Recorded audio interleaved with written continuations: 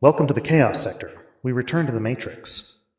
Some have presented their takes on why the defense mentioned Kohberger's alleged autism. This wasn't mentioned at no point prior to now, right? In over 2 years, Kohberger's mental state has not been addressed.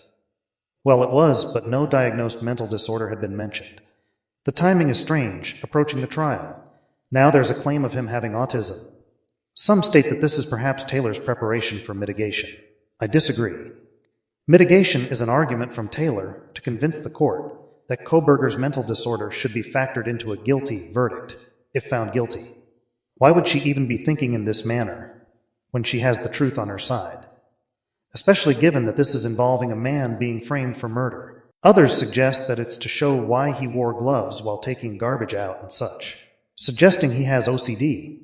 That does not help his image whatsoever. It only magnifies how calculated and meticulous Kohberger would be in accomplishing the crime. Anything related to his mental state or behavior should not be expressed by the defense. What she would present for mitigation is convincing the court that Kohberger is an upstanding citizen, works hard, goal-oriented, tries to eat and live healthy, and aspire to improve the criminal justice system with his interest in criminology. Now that is mitigation for the defense. There is no need to mention autism, because it only creates a scenario where he is not mentally stable in some people's eyes. Despite it being a diagnosed problem, it doesn't negate a criminal intent to murder those housemates. And this is why it should have never been brought up. It only intensifies the belief of a stalker who was driven by impulse. That does not help his image to a judge and jury. One claimed it was to gain favor from a jury. Again, it doesn't help, because the prosecution will rebuttal with saying his mental disorder, combined with that impulsive behavior, led Kohberger to act on emotions, so on and so on. So we disagree respectfully. But we have to also ponder, didn't Taylor know the Idaho code regarding a criminal's mental state? There's a lot with this that is a bit off-putting. We'll find out something soon, I guess. But let's go back to a prior point also. The chaos really puts the FBI to the side, because they're obviously the biggest component of the frame. This is about what the first element of law enforcement carried out at the crime scene and their investigation. MPD knew about Kohberger on November 29th.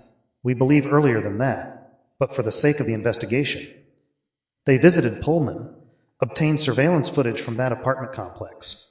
And bingo, this is how they attempted to match his late-night travel with a fabricated path to the home based on the time. They reviewed the surveillance November 13th around 2:40 a.m., saw him leave, and that was the person of interest. They ignored the 3 males' DNA discovered at the crime scene before Kohberger's DNA allegedly was uploaded to IgG. You have to match the DNA to the individual without Kohberger's vehicle and identity being collected first. How could they match the DNA to anyone unless they had that identity already, you see? Keep in mind the sample went through 2 prior labs before the FBI sent it to the genealogy labs for testing. During this time frame, the sample had no identification. Both previous labs came back with no results.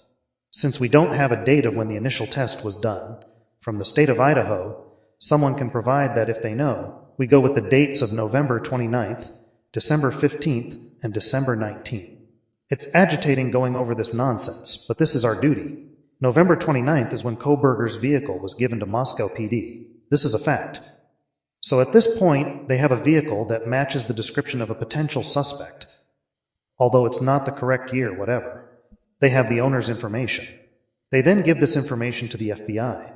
Now mind you, Moscow PD already knew it was a multi-perp crime. Dylan and Bethany told them the truth. So that's strike number 1 on their police department. But with knowing that truth, they step back a few steps and let the FBI take over the investigation. Because in the end, they can always say it was the FBI that identified Kohberger, you see. Thompson even stated in the hearings that he doesn't have the additional 3 male samples. The FBI hasn't provided this information. The FBI hasn't released the IgG process to me, so they're pleading the 5th on everything. Anywho, on December 15th, the FBI, with the information they obtained from Moscow PD, decided to track Kohberger covertly. Now Payne claims he didn't know of Kohberger until the 19th, by this same FBI. The same FBI who had already obtained the identity of this man, approximately a month prior. And they would have gotten that identity from Moscow PD, which Payne worked for, and was the leading detective in the "this is a bunch of garbage." Not sure if I'm up to the task of breaking all of this fuckery down. Okay, take a few breaths to calm down. On December 15th, Koberger's DNA was not discovered on the knife sheath for the sake of the investigation, because if it was, he would have been arrested during that traffic stop. November 29th, you have a vehicle that matches the description. Koberger's information collected. Identity matched with the DNA discovered at the crime scene. He's arrested and charged weeks prior. Okay, so they still don't have his identity matched to the DNA on the knife sheath at this point. 4 days later, though, on the 19th, Payne claims that the FBI notified him about an IgG report with the results of the sample, and it was a man named Brian Koberger. This is a lie because it was the Koberger family tree, not Brian Koberger specifically. Follow the fuckery, although it's a headache. Even at this point, with the Koberger family tree, there's still no direct suspect to track. So you need a person to match that 5.2 octa fucking trillion percentage of DNA with. Where do you start? Now this means they used the previous information from November 29th and matched it with the Koberger family tree. And well, a man named Brian Koberger, who stays in Pullman and owns a vehicle that matches the description of a potential suspect, was the match. As we pointed out, everything was done in reverse because they framed someone. They already had Koberger's identity. So when they so-called uploaded the 100 octatrillion nanoparticles of his DNA from the crime scene, they just pretended to go from there and search for a male with the Koberger ancestry. Add the search for a white Hyundai Elantra, check, and now you have a specific Koberger named Brian Koberger from Pullman, Washington. The DNA collected was done after he was arrested. And think about it, why would they need to collect his father's DNA, claiming to match that with the DNA at the crime scene, when they already had Koberger's DNA at the fucking crime scene? Again, slowly. If you obtained his DNA at the crime scene, why would you need more DNA from another location to match with the DNA you already have? Again, Payne claimed that on the 19th, the FBI gave him a specific person named Brian Koberger. So if you have this identity, which was the DNA discovered on the knife sheath, what else do you need to justify an arrest and charge? Let that question set for a moment. Okay, the reason they got that DNA at his parents' home is because that is the physical DNA that they actually have, the same with the cheek swab. There is no DNA of Koberger at the crime scene.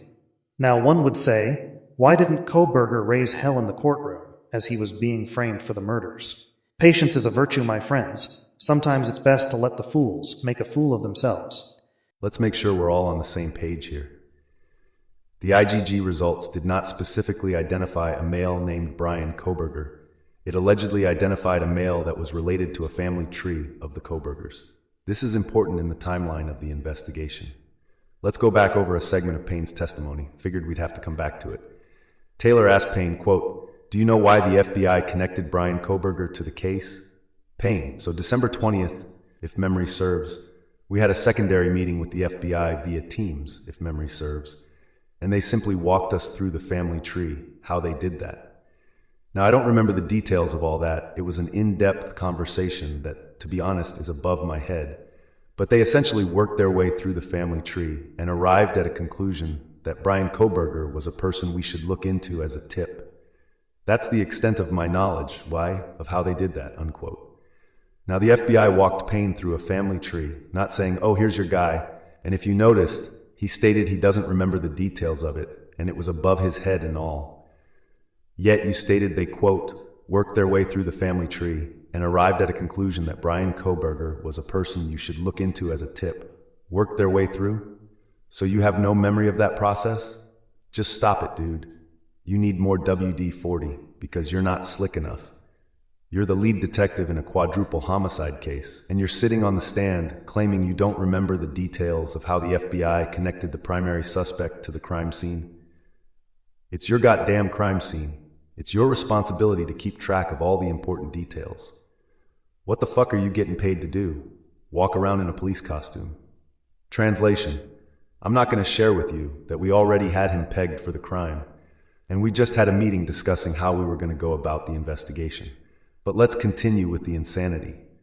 Taylor asked, how was Brian Koberger the name you received as a tip linked to the case? Payne, he wasn't until December 19th.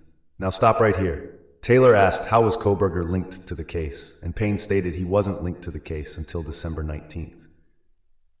Taylor didn't state or insinuate that Koberger was somehow linked to the case prior to any DNA. She simply asked, how was he linked to the case?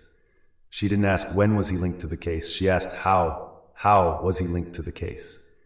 He knows the difference. And Payne's response was supposed to be, he was linked to the case based on the DNA discovered at the home, in which the FBI ran through IGG to identify him. You see, he dodged the question, although he had already stated he was linked to the case prior in questioning. This is a sign of someone who is lying and is shuffling their feet around because they're so concerned about what questions will be asked by the defense. Let's continue though. Taylor asked, what item of evidence did they link Brian Koberger to? Payne, I'm not sure what you're asking. As far as before December 19th, is that what you're referring to? You see, you're not sure what she's asking? You're the lead detective, testifying in court, and you're playing dumb in front of everyone to save your ass. What evidence did the FBI link Brian Koberger to? It's a simple question. Payne would respond, the FBI took a DNA sample from a knife sheath discovered in one of the victim's bedroom and determined through IGG that Mr. Koberger's DNA was found at the crime scene. It's not a difficult explanation. Taylor asked, is it your understanding that the FBI's work said that it was Brian Koberger's DNA on the sheath? Payne, that is not my understanding. Taylor, what is your understanding? Payne, my understanding is that the FBI concluded that Brian Koberger was a possible source of DNA that we should look into. They did not, to my knowledge, at any point say Brian Koberger's DNA is on the knife sheath. That was never conveyed to me, unquote. Now it's just ridiculous. Let me explain what he's doing, or trying to do. Payne is denying the unlawful investigation before it's even been exposed in this cross-examination. To claim that the FBI did not say it was Koberger's DNA on the knife sheath, then how do you claim that Koberger was a possible source of DNA on the knife sheath? If they can't determine if it's Koberger's DNA, then doesn't this mean there's more forensics work to be done?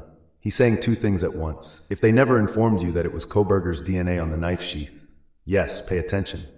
Payne stated that the FBI never told him or confirmed that it was Koberger's DNA. If they never confirmed this, yet are saying it's possible that his DNA was on the knife sheath, then how did they even identify Koberger's DNA on the, you know what this is, out of this world?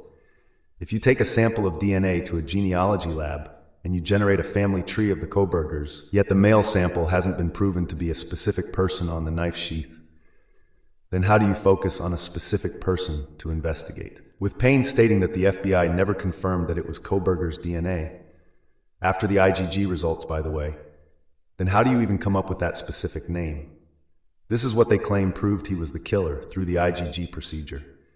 And yet Payne is stating they didn't confirm it was Brian Koberger's DNA. If they didn't confirm it to you, then how did they give you that name to look into as a tip? Meaning either it's his DNA or it isn't. It has to be either or because they gave you a specific name. You see this nonsense? It gets even more ridiculous. Taylor asked, on December 20th, when that happened, when he's somebody you should look into, what did you do? Payne, we had already started looking in him from the previous evening. So that day, December 20th, we began going through basically our sort of standard investigative procedures that we had been doing throughout the investigation for various leads, to include basic DMV searches. Nope, stop right here. DMV searches? Sir, Moscow PD was doing DMV searches back on November 29th, remember? This is when WSU campus police informed your department of a white Hyundai Elantra in Pullman, Washington. And in that DMV search, searching that vehicle in the database, you obtained the make and model, year, license, registration, and who that vehicle belonged to. And that would be, drumroll, Brian Koberger, meaning when he stated we had already started looking into him from the previous evening. Change this to, we had already started looking into him by November 29th as a possible suspect. And also by December 10th, as Batman gave his vehicle up, claiming it looked, quote, too new in the neighborhood. Two sources of leads to Koberger, one by WSU campus police November 29th, then one by Batman on December 10th. This is before any IGG result came back with his identity. More insanity, of course. Taylor states, all right, you had pursued interviews and surveillance video. Had you pursued evidence found inside the scene at 1122 King? Payne, yes ma'am. Taylor, what efforts did you make to pursue unknown male B? Payne, you have to be more specific. I don't remember exactly where unknown male B came from. Hold on.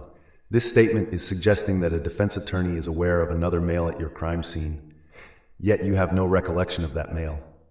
I'm going to play stupid into oblivion. Yep, that's the best way to go about it. Psych. Taylor states, if I told you the lab report showed unknown male B came from a blood spot on the handrail, going between the second and first floor, does that help jog your memory? Payne, yes ma'am. How quickly his memory was jogged, right? Taylor asked, why did you not pursue that person? Payne, at that point in time, we had already received Mr. Koberger's name, and from what my understanding was, entering another DNA profile into CODIS would remove the previous one we had from the knife sheath. So, if memory serves, the discussion was, we'll hold off, we'll stay with the one from the knife sheath if we need to. We can address the unknown known male B at a later time, unquote. So, is this, I'm done. Mind-boggling. I'll take it from here. Taylor asked, I want to make sure I understand your testimony. Were you not aware of unknown male B until after December 19th, when you knew Brian Koberger's name? Payne, no ma'am, I was aware of that before. Yes. Okay, so Payne has just stated under oath that he was aware of unknown male B before December 19th. Obviously, but let's keep going. Taylor asked, how about unknown male D? Payne, again, you're gonna have to be more specific. You fuckface, how more specific does she have to be? She's asking you, were you aware of other males at the scene of the crime? It's your crime scene, you're in charge. There isn't any confusion about what Taylor is asking here. She's simply asking you, were you aware of the other male DNA samples that were collected at the crime scene? You see, he's stalling because he knows what Taylor is driving at. Taylor states, if I told you unknown male D came from a lab report, from a sample of blood on some gloves outside the house, does that refresh your memory?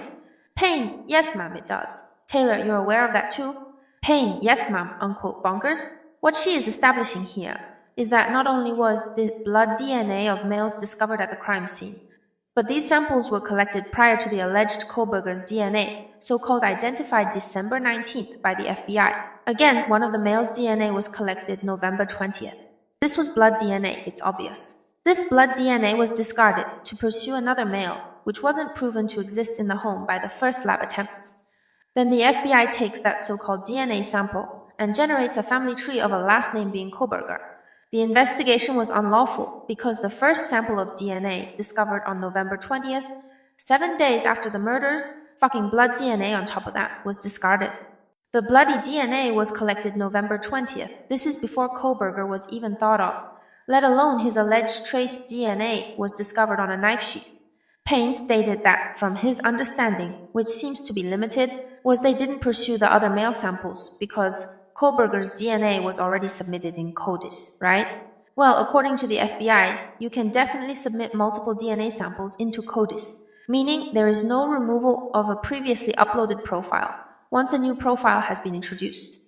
They may say such a thing to fool the general public, but it should be obvious that with such advanced technology, multiple profiles can be uploaded and examined simultaneously. How do you think they compare samples of DNA to one another? There's a feature called batch upload, which allows them to submit multiple DNA samples into CODIS. The profiles are entered into the system for comparison and analysis. So you enter the male DNA sample of unknown male A, unknown male B, unknown male C, and unknown male D. This is a batch upload. You examine all samples to identify each male who left DNA at the crime scene. Remember, there were 3 additional male DNA samples collected, one November 20th and the other 2 December 17th. These samples were supposed to be entered into CODIS immediately due to the type of DNA left behind, which was goddamn blood. And they were identified as the killers, swept under the rug to protect the entire drug trafficking operation. Law enforcement carried out an unlawful investigation in accordance to the FBI, who also carried out an unlawful investigation. Would be nice to see one of those dreaded FBI agents take the stand to testify and asked about a little thing called batch upload into CODIS. Can you tell me why weren't the 3 additional male samples uploaded into CODIS using the batch upload feature? There was blood left by those males, surely blood left behind is the first real piece of evidence to pursue, right? Yet, they were overlooked. Your Honor, this was an unlawful investigation because law enforcement didn't truly pursue the investigation to track down the killers responsible for those college students' deaths. They were fixated on someone they wanted to be the killer. It's not about what you want. It's about what protocol law enforcement is supposed to uphold and follow to bring a criminal to justice. And they did not do that, Your Honor. And at this very moment in this courtroom, a man is facing the death penalty for a crime he never committed, and the actual killers are literally walking around, a prime example of getting away with murder. And they may kill again, who knows. But you won't have my client to blame, now will you? Okay, that's enough. Our chaos meter has reached the limit.